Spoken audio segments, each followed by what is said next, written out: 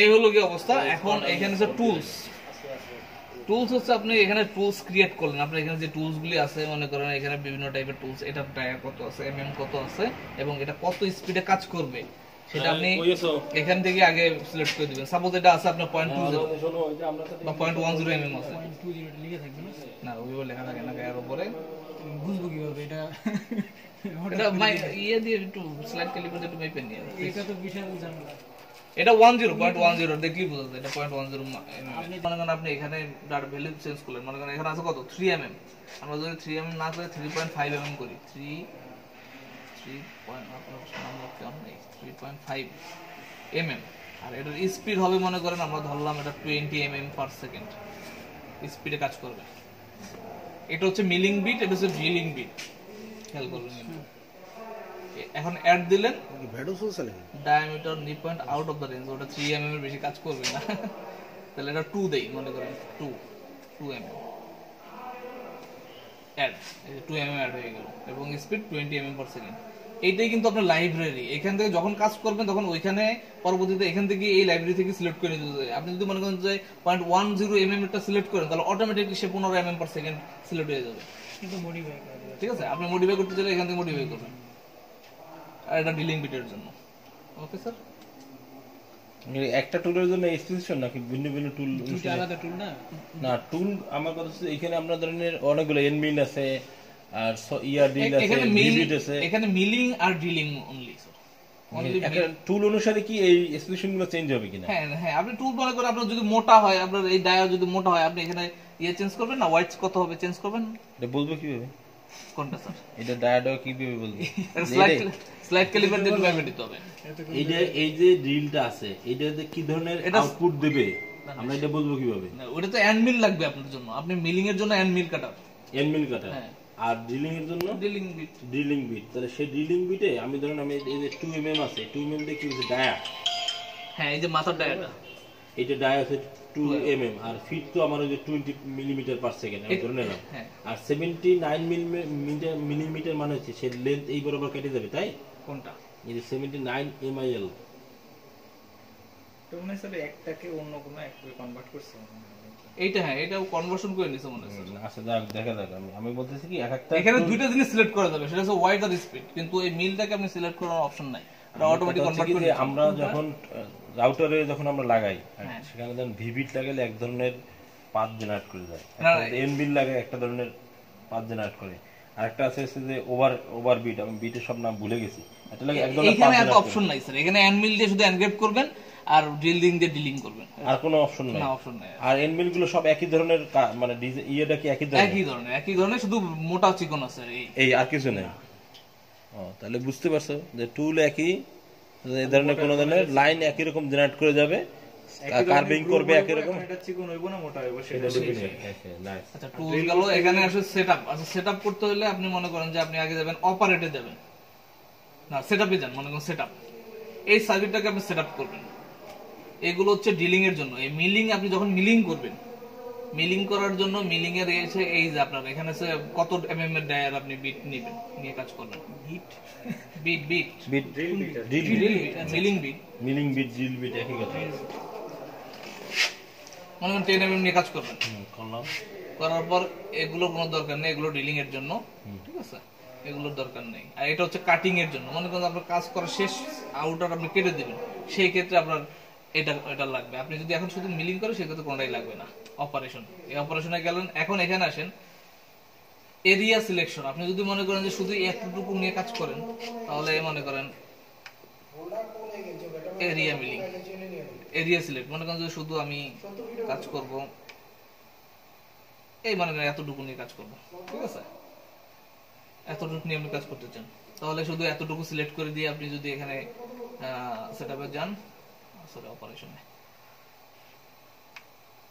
এখানে যে bottom layer milling করেন, তাহলে এতটুকু এরিয়া সিলেক্ট হয়েছে, ঠিক আছে। কিন্তু আপনি যদি এই এরিয়া যদি না করেন, সিলেক্ট না করেন, দিয়ে যদি আপনি বটম লেয়ার মিলিং দেন, পুরোটা আপনার সিলেক্ট হয়ে গেল, ঠিক আছে। আচ্ছা, কেটে দিয়ে আমার নতুন করে শুরু করতে হবে।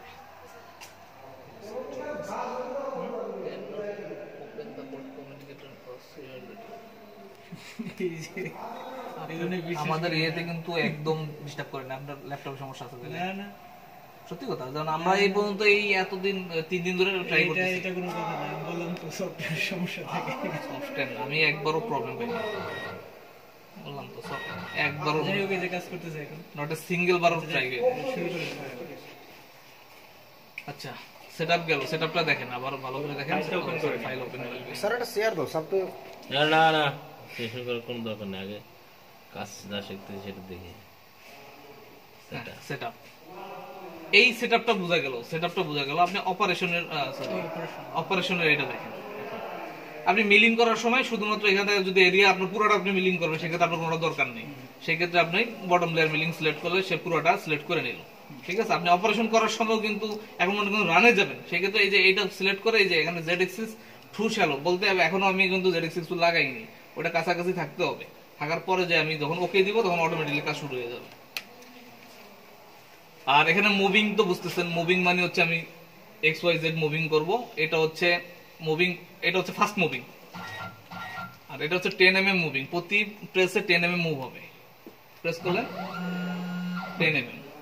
আর এটা হচ্ছে 5 mm মুভিং, প্রেস করলে 5 mm, ঠিক আছে। মনে হলো 10 এর থেকে 5 বেশি গেল না, স্লো গেছে তো এজন্য। বিষয়টা হইছে যে 5 মিটার পার সেকেন্ডে যাচ্ছে আর 10 মিটার পার সেকেন্ডে। এই সেকেন্ডটা টাইম টাইম সেমই ছিল। আচ্ছা, আর এটা হচ্ছে ফাইন মুভিং, মনে করেন যে খুব আস্তে এক স্টেপ স্টেপ স্টেপ প্রতিটা স্টেপে যে স্টেপ স্টেপ করে যাচ্ছে, ঠিক আছে। আচ্ছা, এটা লাগবে কোন জায়গায়? এইটা এই ফাইনটা লাগবে শুধুমাত্র জেড এর জন্য। যখন আপনি সারফেস টাচ করাবেন তখন ফাইন দিয়ে আস্তে আস্তে করে টাচ করাবেন, ঠিক আছে, এরকম করে। আচ্ছা, সেটা পরে আসতেছে। আর এখানে গো, আপনি গো ব্যাক দিলে মানে ওর যে অরিজিন আছে সেখানে চলে যাবে। কিন্তু একটা জিনিস খেয়াল করবেন, যখন বিট লাগানো অবস্থায় আছে তখন কিন্তু গো ব্যাক দিবেন না সরাসরি, তখন আগে হবে এক্স ওয়াই গো ব্যাক। আগে এক্স ওয়াই গো ব্যাক করলো, তারপরে গো ব্যাক দিলে জেডটা যে পজিশনে ছিল জেডটা সেই পজিশনে চলে যাবে। কিন্তু যদি আপনি এট এ টাইমে দেন তাহলে বিট টান দিয়ে চলে আসবে, তখন আপনার এই যে উপরে কপার সহ উঠাই ফেলে চলে আসবে, বিট ভেঙে যাওয়ার সম্ভাবনা আছে, ঠিক আছে। এতটুকু হচ্ছে মুভিং এ। আর সেটআপ তো আপনি দেখলেনই স্যার, সেটআপ যেটা বাইরে দেখাইলাম, এটা অপারেশন এতটুকুই। এখন আমি বিট লাগাই এটা অপারেশন করে দেখি। কি বলদা?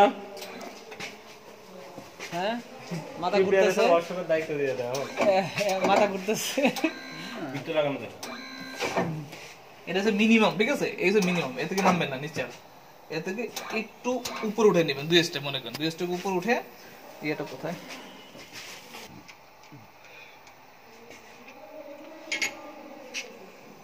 এখানে কিন্তু টাচ কলেট আছে।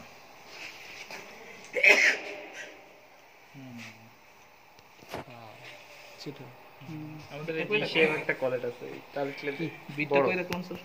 বিটটা তো আপনি ওদিকে রাখছেন, এদিকে নেন। প্রেস করলে এই পর্যন্ত চলে গেল, লক পর্যায়ে। এখন আপনি বিটটাকে ভিতরে ঢুকিয়ে নেবেন। নিচে দিক থেকে দিবেন না, এটা দেখেন যে ঢোকার মতো হয় না, তাহলে আরো উপরে উঠে নেবেন। এই যে এখন ঢোকা যাচ্ছে। এখন এই ক্ষেত্রে কি করবেন স্যার, এই বিটটাকে একদম এটার সাথে লাগিয়ে দিবেন। কোনটা? ইয়ের সাথে, সার্কিটের সাথে লাগিয়ে দিবেন। লাগানো অবস্থায় আপনি এটাকে টাইট করবেন আস্তে আস্তে। যত টাইট করবেন একটু উপরে উঠবে, আবার একটু নামাই দিবেন, আবার নামাই দিবেন। কারণ এটা জেড মুভিং কিন্তু খুব সামান্য, মনে করেন এতটুকু উপরে আছে। এই অবস্থায় আপনি এটাকে এখন টাইট করে দিবেন।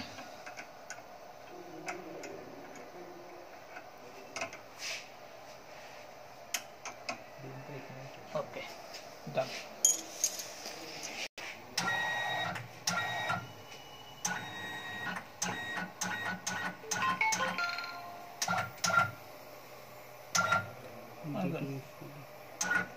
এই জায়গা থেকে মনে করেন কাজ শুরু করবেন, ঠিক আছে। এটা হচ্ছে আপনার স্পিন্ডল অন বাটন, এটা অরিজিনও না, অরিজিন আমরা এখন করবো না, কারণ যত পর্যন্ত বোর্ডে টাচ না করবে সার্ফেস তত পর্যন্ত অরিজিন করবেন না। আচ্ছা স্পিন্ডল আগে ঘুরে নেবেন, ঠিক আছে? কারণ জেট যদি আপনার ঘুরন্ত অবস্থা হয় তাহলে কেটে কিন্তু ঢুকে যাবে, আর যদি স্টপ অবস্থা হয় তাহলে কিন্তু বিট ভেঙে যাবে। এখন এটা দিয়ে হচ্ছে আপনি স্টেপ দিবেন, ডানে মোড় দিলে এটা নামবে আস্তে আস্তে, দেখেন যে নামতেছে। এটা খুব কাছে যায় দেখতে হবে স্যার, এই যে হালকা একটু টাচ লাগলে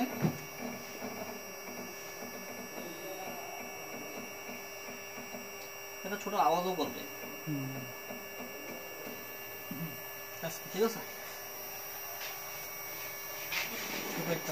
হ্যাঁ, এই আওয়াজ করলো, এখন এটাকে আপনি অরিজিন করবেন, সেট অরিজিন। ওকে, অরিজিন ডান। এখন একটু জেটটাকে হালকা একটু উপরে উঠে নিলাম, ঠিক আছে? এখন এটা আপনি অপারেশন করতে গেলে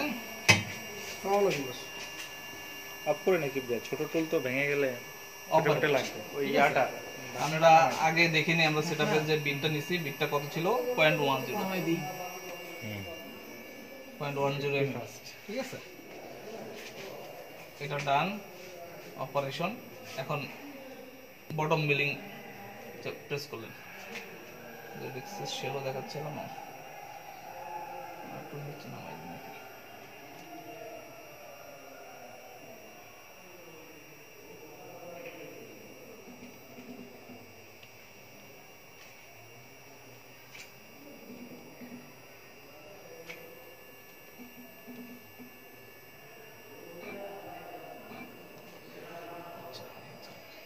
জেটটা হচ্ছে একটা নির্দিষ্ট রেঞ্জের ভিতরে না থাকলে সে কিন্তু কাটিং শুরু করবে না।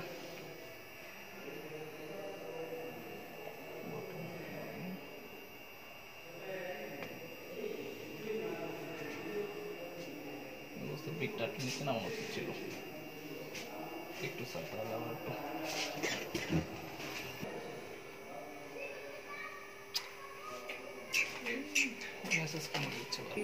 প্লিজ ইনস্টল দ্য মিলিং টুল। ওটা মানে গো ব্যাক দিয়ে আগে অরিজিনে নিয়ে নিতে হবে, যে জায়গায় অরিজিন আছে।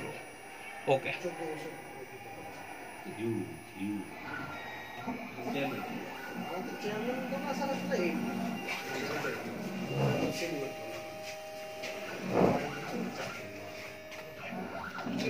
ডাউন আছে ওদিক দিয়ে, এটা তো ওয়ার্ক পিসে ওয়ার্ক পিসের যেটা ওটা ডাউন আছে ওই পিছন দিক দিয়ে। যদি ডাউন থাকে সেক্ষেত্রে অরিজিন যখন দিবেন তখন একটু ডিপে নিতে হবে স্যার। এটা তো এখনো বুঝতে পারলাম, এটা তো অপারেশনের সময় বোঝা যায়। সেটা আবার স্টপ করে দিয়ে আপনি একটু ডিপে নিয়ে নিলে হবে।